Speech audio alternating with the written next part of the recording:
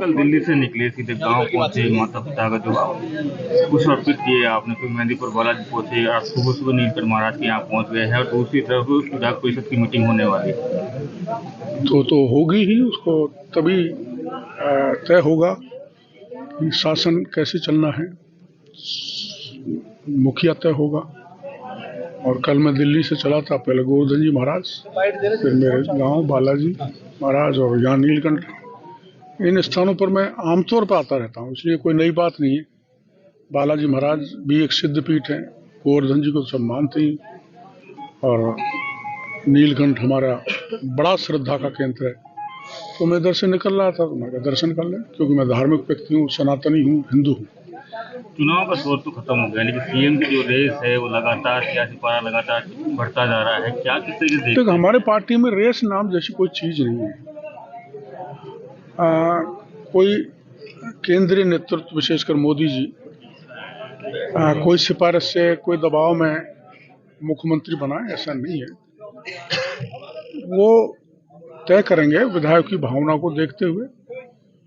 और मेरी समझ में अगले लोकसभा के चुनाव आ रहे हैं, उनमें फायदा मिले, प्लस जो राजस्थान बीमारू प्रदेश बन गया है, ये रवड़िया बांट बांट के जो बदहाल स्थिति राजस्थान की आर्थिक दृष्टि से हुई है, कानून की स्थिति बिगड़ी है, भ्रष्टाचार चरम पर था, और उसमें जो मगरमच्छ थे उनके खिलाफ कोई कार्रवाई नहीं की।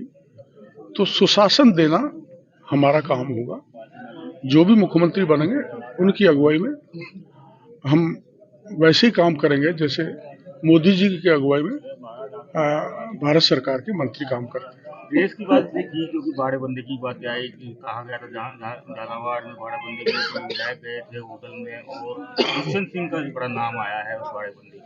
नहीं, तो कोई भाड़ाबंदी हमारे हो नहीं रही, ना कोई करने की प्रवृत्ति है। मेरे खुद से भी, मैं 4 दिन दिल्ली रहा हूँ, तो करीबन 15-20 MLA मिल के आए हैं। ये एक रूटीन है जीतने के बाद में मिलना जुलना। तो ये भ्रम फैलाया जा रहा है। न तो दुष्यंत जी ने कोई बाड़ाबंदी की, न किसी दूसरे मुख्यमंत्री बनने वाले नेता ने की। ये मीडिया में एक भ्रम फैलाया जा रहा है, आवश्यकता नहीं। अशोक गहलोत भी लगातार चुटकी ले रहे हैं, जब तो इतना टाइम हो गया, अब तो इसलिए नहीं कर पाए हैं। वो चुटकी में खुश रह जाए, बड़ा अच्छा है। बहुत तनाव में वो कह रहे थे रिपीट होंगे, तो रिपीट तो हुए नहीं, तो बचा क्या है? चुटकी से टेंशन दूर करें। जो ओएसडी थे लोकेश शर्मा, उन्होंने बड़े आरोप लगाए हैं, बड़े खुलासे किए हैं, किस तरीके देखते हैं, क्योंकि सत्ता जाने के बाद में ये खुलासे हुए? खुलासे तो शुरू से ही हो रहे हैं। ओएसडी का वो जो वॉइस टेस्ट है वो नहीं हो पा रहा था। अब हो सकता है वो बचने के लिए गहलोत के खिलाफ बयानबाजी कर रहा हो, या इसमें कोई रणनीति हो। टिकट नहीं मिला इसलिए लोकेश शर्मा बयानबाजी कर रहे हैं, ऐसा नहीं होना चाहिए। जब मानेसर मामला हुआ था तो बड़ा फोन ट्रेपिंग का भी एक बड़ा मामला उछला था, तो उसके लिए भी इनको बुलाया गया था। क्या मानते हैं कि कहीं ना कहीं वहीं राजनीति हो रही है? किसको बुलाया था? लोकेश शर्मा को। किसने? दिल्ली बुलाया गया, पुलिस ने। पूछताछ सब बहुत होंगी राजस्थान। जल जीवन मिशन में होगी, DOIT में होगी, पोषाहार में होगी, पेपर लीक्स में होगी, और जो तुष्टीकरण किया है उसमें जो बड़े बदमाशों को बचाया है उसमें होगी, गहलोत के परिवार ने जो कबाड़े किए उसमें होगी, और जिन मंत्रियों ने, विधायकों ने प्रदेश को लूट खाया, उन सब की जांच हमारी सरकार कराए। पूरे चुनाव के बाद में एक बड़ा सियासी गलियारों में चर्चा है कि सचिन पायलट को इग्नोर करना कांग्रेस को बड़ा भारी पड़ा है। क्या आप मानते हैं?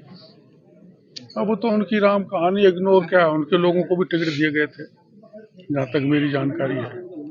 तो इग्नोर वगैरह चीज़ तो कांग्रेस ही बता सकती है, लेकिन ये चुनाव हमको राजस्थान की जनता ने लड़ाया और विजय का सेहरा हमें बंधाया, राजस्थान की जनता का। और हमारी पार्टी के कार्यकर्ताओं ने जो कठोर परिश्रम किया, उनके लिए हम बहुत बहुत आभार प्रदर्शन करना चाहता हूँ। विधानसभा चुनाव में हार के बाद कांग्रेस से रणनीति बना दी कि मुख्यमंत्री अशोक गहलोत, सचिन पायलट, सभी लोकसभा चुनाव आप किसको देखते हैं? वो उनका निर्णय, हमारी जैसे पार्टी ने निर्णय किया 7 सांसदों को चुनाव लड़ाया। अब वो पार्टी का निर्णय क्या होगा तो वही जाने, उसका उत्तर वही दे सकते हैं। भारत विकसित यात्रा को लेकर आप भारत विकसित भारत का जो विकसित यात्रा है वो एक दिन में 2 ग्राम पंचायतों में रहेगी, और ऐसी योजनाएं जो केंद्र सरकार ने पहले चला रखी थी वो, और उससे जो लोग महरूम रह गए उनकी सूची बनाना और उनको लाभ दिलाना, और केंद्र सरकार की लाभकारी योजनाओं की जानकारी जनता के बीच में जाकर देना, ये मुख्य उद्देश्य है, जिससे जो आदमी रह गया है, पिछड़ गया है, जिसको लाभ नहीं मिला है, उसको लाभ भी मिल जाए, तथा केंद्र की योजनाओं की जानकारी शासन के साथ हमारे कार्यकर्ता जनता को दे सकें। प्रधानमंत्री नरेंद्र मोदी आपको बहुत पसंद करते हैं, आप आरएसएस लॉबी से भी आते हैं, ऐसे में पूरे राजस्थान में आपको मुख्यमंत्री के रूप में देखा जा रहा है, आप क्या कहेंगे? देखो, आप जानते हो सभी, मैंने कब आप सब दौसा के लोगों से तो मेरी बहुत नज़दीकी है, कभी भी मैंने ऐसा नहीं कहा कि मैं इस लाइन में हूँ, और मैं तो ये बात सही है कि मोदी जी के साथ मैंने इमरजेंसी में 13 महीने तक काम किया था, दोनों ने मिलकर। वो भूमिगत रहे थे, मैंने भी भूमिगत रह के काम किया था, लेकिन मैं पकड़ा गया और मैं मीसा में बंदी बन गया। उनसे बहुत नज़दीकी है, बहुत मित्रता है। अब मित्रता के साथ साथ मैं कोई ये नहीं चाहता कि पद के कारण मेरी मित्रता है, पद नहीं मिले तो मैं मित्रता तोड़ दूं, ऐसा कुछ नहीं है। हमारे तो, हम समाज को मजबूत करने के लिए और देश आगे बढ़े उस दृष्टि से काम करते हैं, पद हो चाहे ना हो।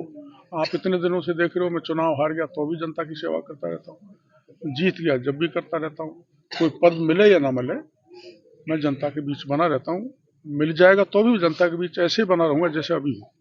राजस्थान में मार्शल कौन का सीएम नहीं बन सकता, ये पुलिस में कब टूटे? सभी मार्शल हैं। आप भगवान परशुराम की संतान है, जिन्होंने 21 बार पृथ्वी से दुष्टों का दमन कर डाला था। ये डीएनए में होता है कौन मार्शल है। बढ़िया भी मार्शल हो सकता है, ब्राह्मण होता ही है। हमारा जब अयोध्या का ढांचा तोड़ा था तो उसमें न कोई जाट शहीद हुआ था, न मीणा शहीद हुआ था, न गुर्जर शहीद हुआ था। शहीद हुए तो शहर के वही लोग बढ़िया ब्राह्मण जिन्होंने अपनी शहीदी दी थी। तो अपन ये कह नहीं सकते कि पर्टिकुलर किसान वर्ग की जाति ही मार्शल है। भारत के राजस्थान के रग में वीरता है, डीएनए में वीरता है। तो क्या ये मान लिया जाए कि इस बार ये तिरस्कार टूट रहा है? अब ये तो नीलकंठ बाबा जाने या मोदी जी जाने। सर, अब की बार के चुनाव में बड़े बड़े जो नेता थे, कैबिनेट मंत्री थे, उनको हार का सामना करना पड़ा। स्वास्थ्य मंत्री की सबसे बड़ी हार हुई है, और जहाँ ओम प्रकाश हुड्डा लगातार आपके आसपास ही राजनीति रखते थे, वो भी हार। ये इनके अहंकार की, घमंड और दमन का जवाब जनता ने दिया है।